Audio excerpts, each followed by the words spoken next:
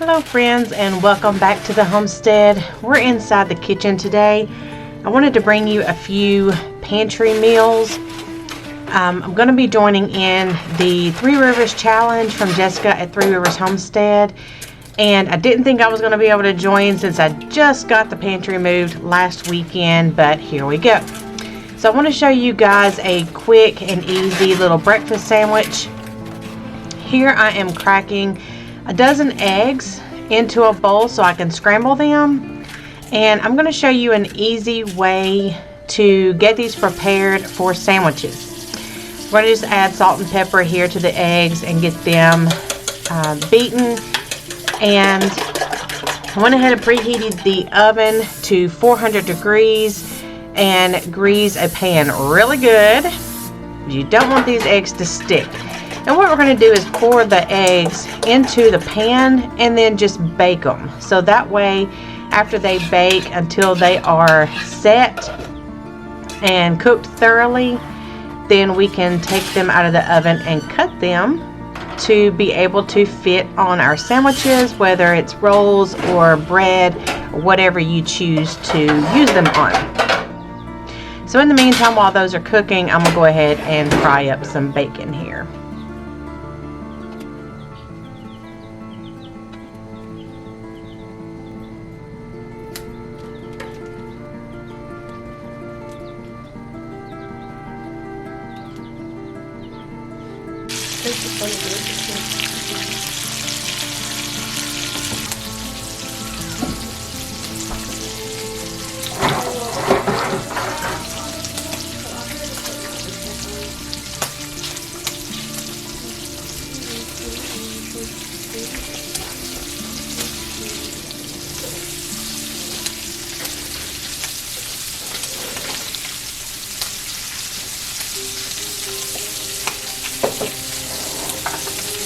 Everybody say hi to Emma.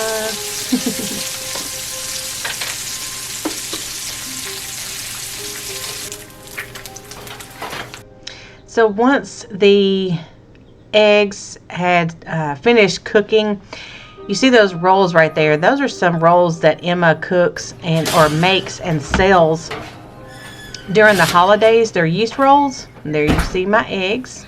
Those will actually deflate, as you see here. And I'm just going to cut them to fit size.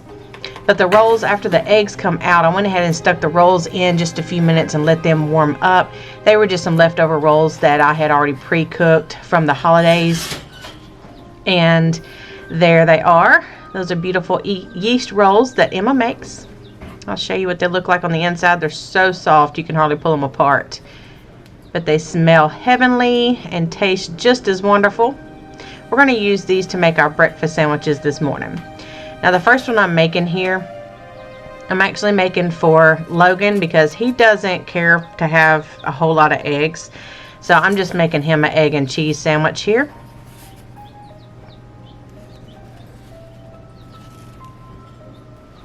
And then for the rest of us, I'm going to add some of the egg on there. And you can see it comes out perfectly where you just cut it and put it all together. Logan wanted to help me in the kitchen with this recipe, and we are actually going to make a corn casserole. So we're going to melt 1 stick of butter in the oven. I've got it preheated, I've got it preheated to 350. I'm just going to let the butter warm up with the oven. Logan is attempting to pat out some deer patties for some Salisbury steaks. So while he is doing that, you see in the green bowl there, that is the bowl from where I made my homemade Jiffy Mix. And I have that video out already. This is the recipe where I'm using it tonight to make this recipe. So there you see the butter is slightly brown, all melted, and I am draining out some canned corn. Now this is a dish that you can mix in the casserole dish, or you can mix into a bowl and then pour it in there. Just make sure you put the butter in the bowl if you mix it separately. But this is some leftover corn that you're actually going to see in the next recipe I do. I must have did these backwards. But I'm using the can there to measure out 1 can of cream corn. So this is just some leftovers that I had that we used for the other recipe. And I'm just going to add this in there. So a can of whole kernel corn and a can of cream corn. And then I'm adding in some fermented sour cream. It calls for about a cup. Now you can use regular sour cream, you can use yogurt, you can probably even use like ricotta cheese or something like that that would hold its shape. And then you want to add in 1/4 to 1/3 cup of sugar. And then there is the homemade Jiffy mix that you've seen in the other video. And we just mix this all together, incorporate it real good. And like I said, if you mix it in a separate bowl, then you can go ahead and add it back to the casserole dish. And then it's going to go in the oven and bake until it's done. Now it does take about 20 minutes or so. Just watch it in your oven. And while that is cooking, I'm going to go ahead and make the gravy that's going to go in the Salisbury steak. Now here is my homemade rendered lard, and I'm using about 3 tablespoons of that and 3 tablespoons of einkorn flour. This is going to make the roux for the gravy base. I'm going to add in some of the Better Than Bouillon beef flavor and get that all mixed up and just kind of let that thicken.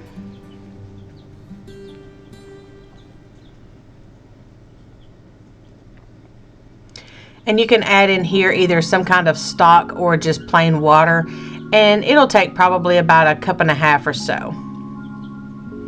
And we're just going to let this come to a boil and thicken up, and then we are going to remove it from the heat so it doesn't turn into a pudding. Sometimes gravies can get too thick.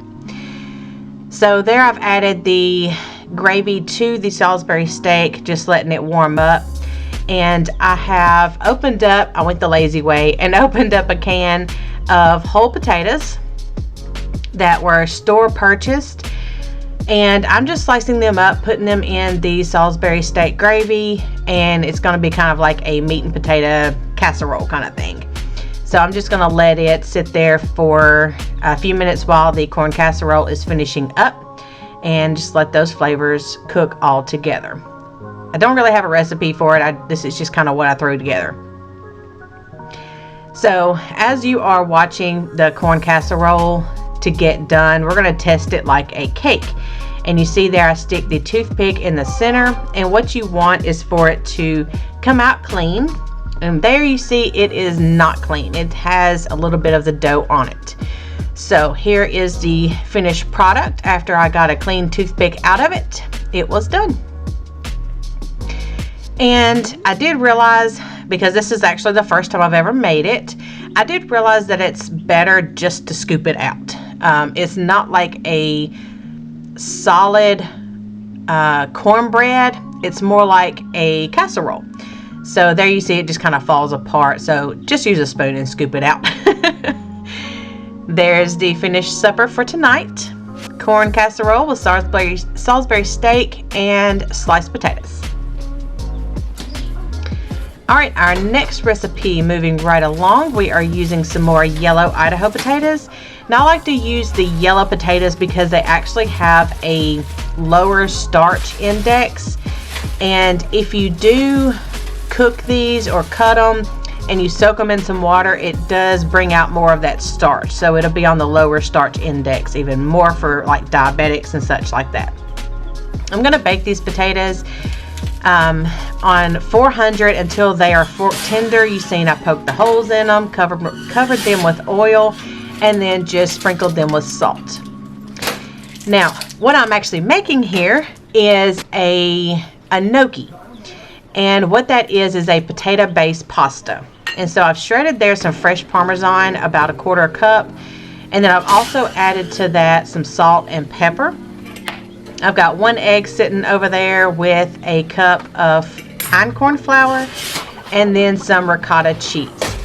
So throughout the video, I'm going to be checking those potatoes just to get them fork tender. And I went and got some frozen chicken breast. And what I'm going to do, since the potatoes are going to take a little while, instead of using the Instapot, I'm just going to kind of steam cook these on the stove. So I'm going to add them to a skillet with some water in it, and then just turn it on, let them cook, cover it, and just kind of let them parboil steam kind of thing, and let them cook thoroughly. And here we go, checking the potatoes once more. Like you see, just sticking a fork in it, and you will feel the resistance for the ones that are not done. So just let them keep cooking, because it takes probably 45 minutes to an hour depending on your potato size. And as you see, I have 4 different size potatoes, so some get done faster than the others. And you'll see here in a minute, I do actually take a few out, let them start cooling off, and then let the other ones finish baking. That one there actually is not done, so I'll put it back in there and let it continue cooking with the other one. Once the chicken is done, I go ahead and put it inside the bowl there. And you've seen me do this before, guys, where I shred my chicken with a mixer. So once the potatoes are done, go ahead and open them up, let them cool off a little bit, because you do have to handle them here in a second. So let them start cooling off while you blend the chicken up. And to achieve the gnocchi recipe, you actually just need the inside of the potatoes. So here I'm scooping out all of the inside of the potatoes, and you end up needing about 1.5 cups to 2 cups, and save the peelings for something else, or give them to your animals. But here we're going to add all the rest into the ingredients: the Parmesan cheese, salt and pepper, ricotta cheese or sour cream, yogurt, whatever you want to put in, 1 egg, and the 1 cup of einkorn flour. And we're just going to mix this all up. It's going to make a really sticky dough. Now, I do get this recipe that I'm trying here because you guys know I'm learning how to use the einkorn flour. I got this recipe from Lisa at Farmhouse on Boone. Now, the only difference is that I don't think she uses the einkorn flour in her recipe that she has posted. So I wanted to see if I could make it with the einkorn flour. This dough is really sticky, and I actually did add a little more of the einkorn flour, and the stickiness did not go away, so I didn't want it to end up tasting like flour, so I just left it the way I had it. And she, most people that you see are going to roll it out and then cut it, but this is just very sticky. So you'll see here what I'm doing with it. Instead of rolling it out and cutting it, I'm just going to heat up some water, and this is the regular way that you would cook the gnocchi, is in boiling water. But I am going to take 2 spoons, and you want to wet them and bring them up to temperature because they're easier to get the dough off. And I'm just going to scoop these in there like dumplings. I do spoon dumplings instead of strip dumplings. So this is the way that I actually make my chicken and dumplings.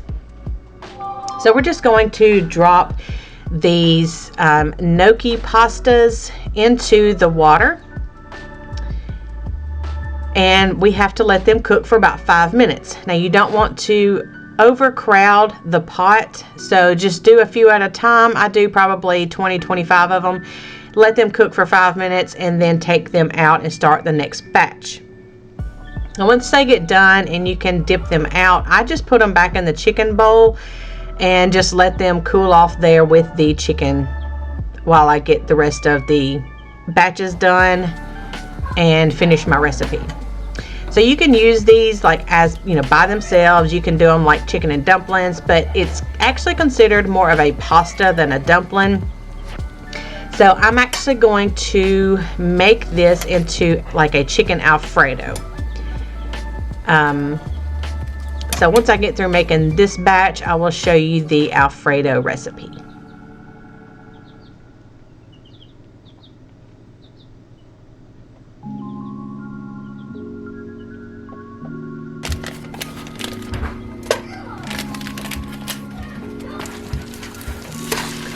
So here's my Alfredo, and I created this kind of as a guideline from Six Sisters Stuff recipe for her skinny Alfredo.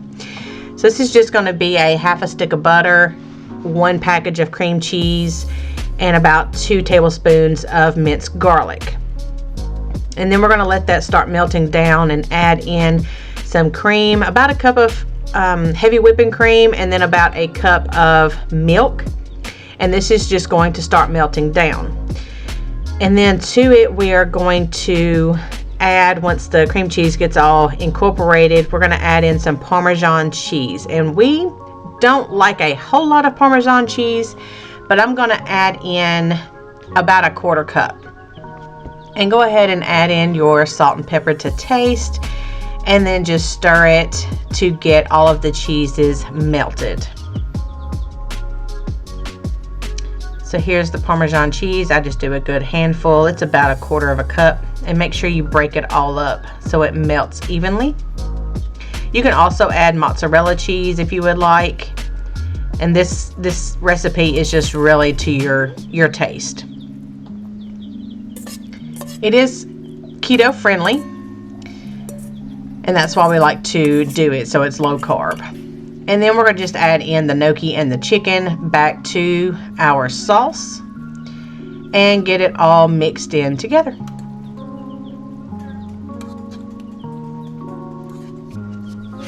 So it's nice and warm and creamy. And the gnocchi ended up tasting like dumplings. So I'm not real sure that I would actually make it again. It was a little time consuming. Wasn't different than what I would make my regular chicken and dumplings. So I'm not sure that I would make it again, but I did attempt it and I did share it with you guys, and that's how I made mine with the einkorn flour. There's the cream corn that you just seen in the other recipe. So I actually did this recipe first and then the other one, because I hope you enjoyed these pantry meals made from scratch. And come back for more pantry meals as I now have access to mine. We will see you later, guys. Bye.